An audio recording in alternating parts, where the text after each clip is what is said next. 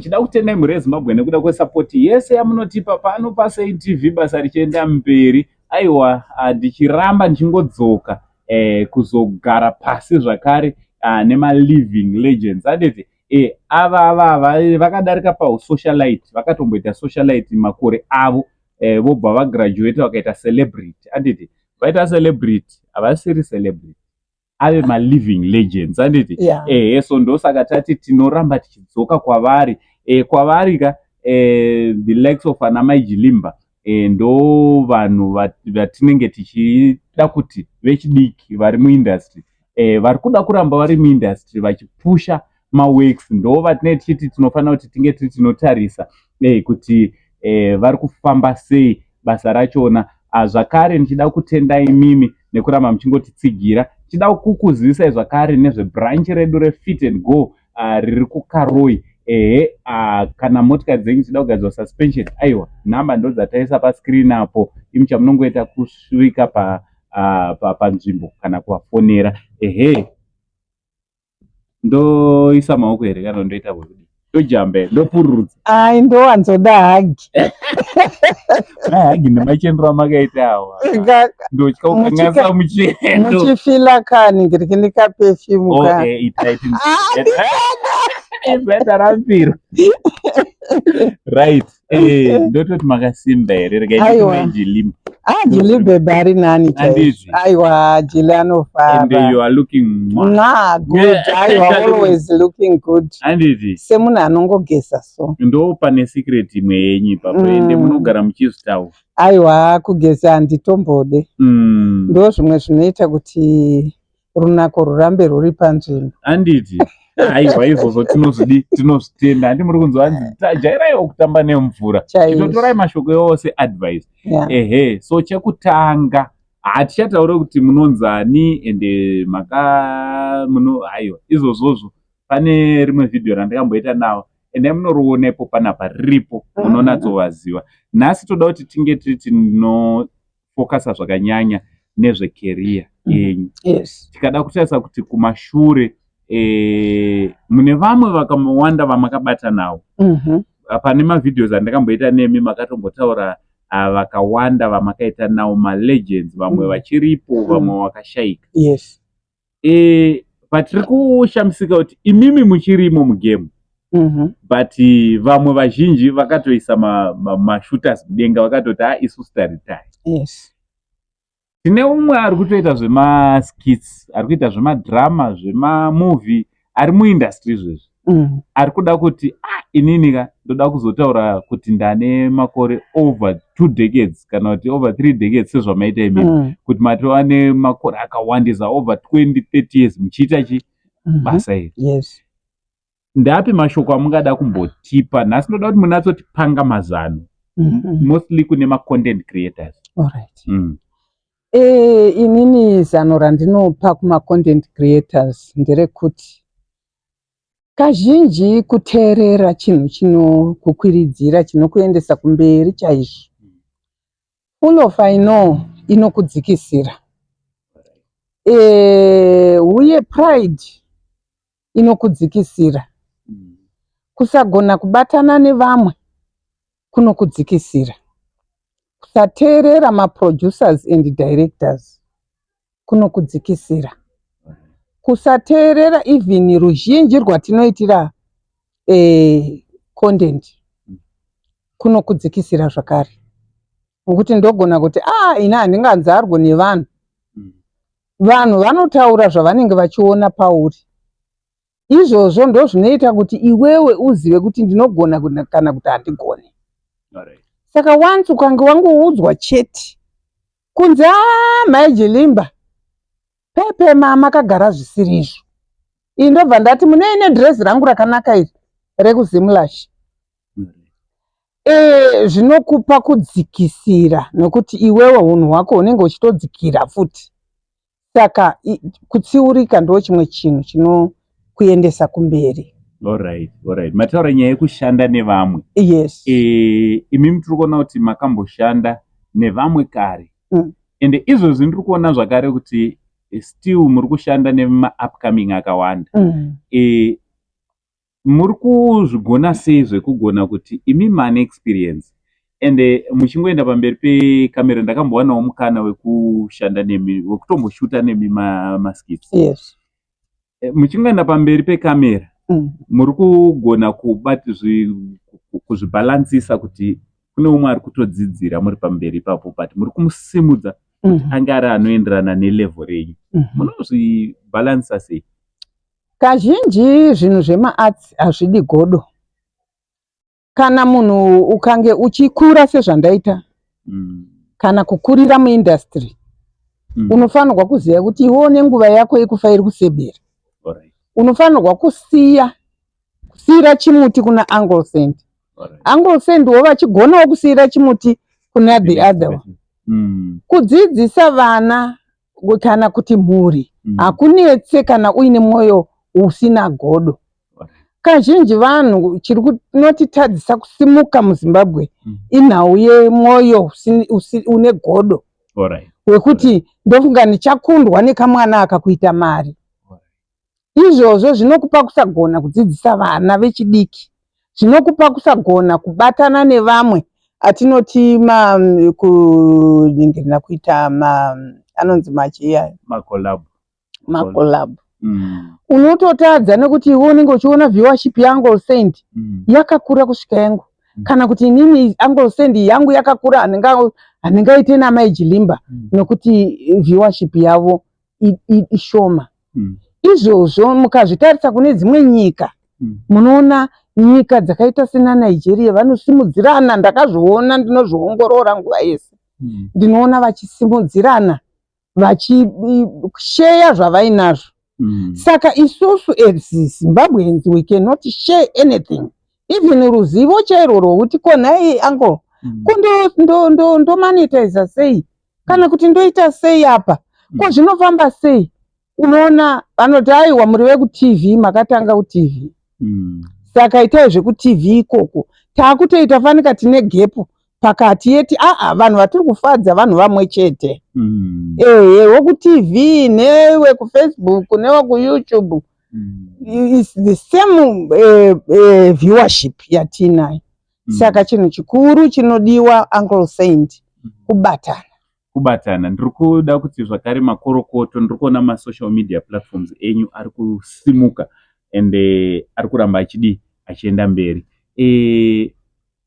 Secret iripo, alright, ngatitange patransition. Hazvina kuomera here pamakabve makuti alright kuTV muriko ati makuda kuwedzera zvakare kuti munge muri munoita maskits mamwe amunenge muchiisa kumaFacebook nekumaYouTube? Zvinoitika isusu takakurira paTV. So tinenge tichingofambirana nenguva, tichienda mberi tichingofambiranawo nenguva, zvinenge zvichiuya tichingopindawo mazviri tichipindawo mazviri nokuti ruzivo rwacho runenge ruzere tiinarwo. Saka tinenge tichida kururatidza mativi mana ese kuti kuTV, kusocial media, everywhere. Saka vamwe vakasarira papi because imimi muri ma-living legends. Sezvatataura kuti hamusisiri macelebrity.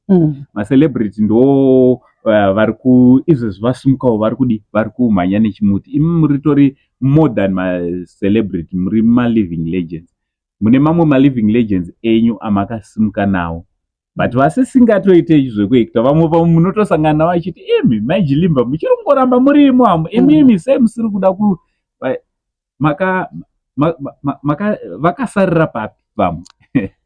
Kazhinji munhu akapinda mumaarts anofanirwa kuziva kuti chinhu chikuru kutanga wagadzira kumisikidza zita rako. Zita rako rikange ramisikidzwa ragadzirisika rakwira, vamwe vanoti inini handichakwanisa izvi nokuti hazvina mari. Kushayiwa mari kwaipapo musocial media, mumaarts medu zvechokwadi, muarts industry hauwani mari ipapo. Unotofanirwa kunge wagadzira zita rako wozowana mari kuti uzonzi apo Mai Jilimba toda kuitaiwo ambassador. Haungaitwa ambassador uri kumba kwako, unototanga washanda zvisina mari, ndo zvaunotanga kuita. Uchingogwejereka. Saka ndokunosarira vazhinji, nokuti anopinda sebasa kuti ndiri kuda mari, Alright. obva aishaya mari iyayi obva ati gojoto. Sobva zvadhakwa. Mumwe anoshaya mari yekuupload obva atodhakwa. Nekuoma kwakaita zvinhu zvakatiomera zvechokwadi kuti iye zvinodhata chairo chairo. Toti data riri kudhura, rinodhura. Saka kuti munhu uzowana data ukwanise kuti umire shuwa kuti inini ndiri kuda kuita production, it's very very difficult. Ipapo ndo chichemo chihombe chekuti dai Zimbabwe yedu yatinakira ka, zvinhu zvedu zvainaka kwese, nokuti vana vedu vese vaigona kusumuka. Vatiri kuedza kuti dai vasumuka vaisumuka, because chinhu chikuru chisingavasumudze kushayiwa maprofit mayo anonzi chii, tongoti capital yekutanga chinhu. So tichipeta zvedu kune umwe mwana izvezvi ada kutotanga zveacting. Ndaona mashanda nevanhu vakasiyana siyana, mazita mamwe ari kutokura ari pamuri, vari kutoputika vakanamatirana nemi. Kune vamwe vana vari kuda kutoshuwawo kudaro. Ndoda kuti mupe advice kune vari kuita zvemadhirama, vari kuita zvemaskits, vari muindustry vakuru. Anditi ndoda kuti muwapa industry kutiwo munotowo kudii kwavari maringe nekusimudzira vamwe. Also mupa advice kune umwe mwana ada kutanga kuita zvemaskits. Kuvana vari kuda kutanga kuita zvemaskits, kuita skiti chinhu chekuti unenge uchifanirwa kuita zvinhu zvinonakidza nekudzidzisa vanhu. Ukaziva kuti content yangu iyi iri kudzidzisa ende uye iri kunakidza vanhu, unenge wagona kuita content. Kazhinji vana vechidiki tiri kuona vari kunakidzwa nezvinhu zvavasingazive end up yazvo, tichaguma nekudii, kuti content yangu ichazoguma ichiita sei kumberi uko, ndichazoita sei. Ipapo ndo vana pavanofanirwa kuti vaongorore kuti ndichaguma ndichingotuka munhu here pasocial media, kusvika ndife ndichingotuka chete. Unoona kuti that's not a good content.